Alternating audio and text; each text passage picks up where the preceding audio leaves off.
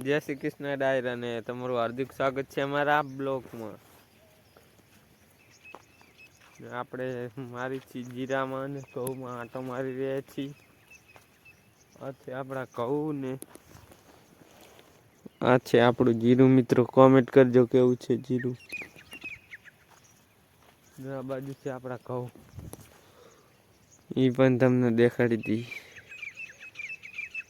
આવા છે ઘઉં. ને આપણે મારી રહ્યા છીએ ખેતરમાં ચારી મુકો આંટો.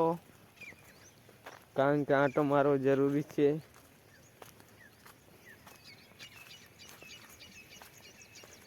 ઝાકળ ના લીધે ઘઉં હાવ એકદમ પલળી ગયા હોય એવા લાગે છે.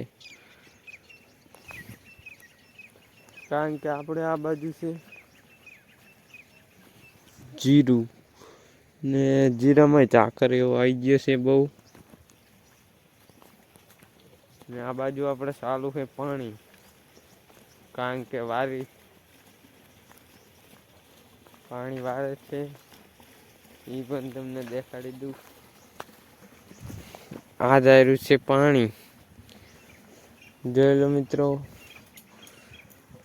આ બધુંય આપણું જ છે.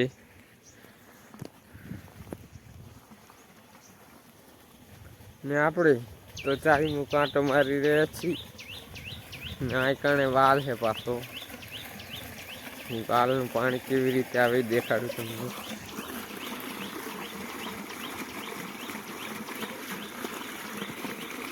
આવી રીતે પાણી આવે વાલનું.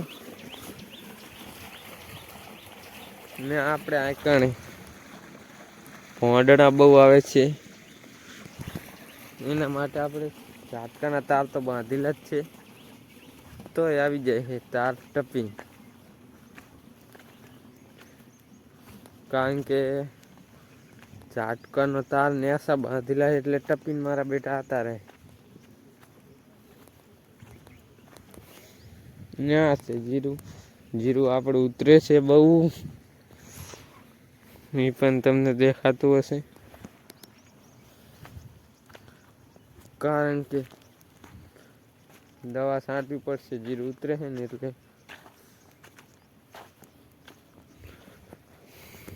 જીરું કેવું છે મિત્રો કોમેન્ટ કરજો.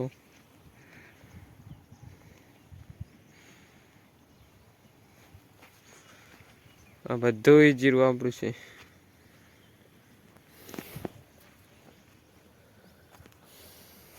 નેક્સ્ટ લેવલનું જીરું છે.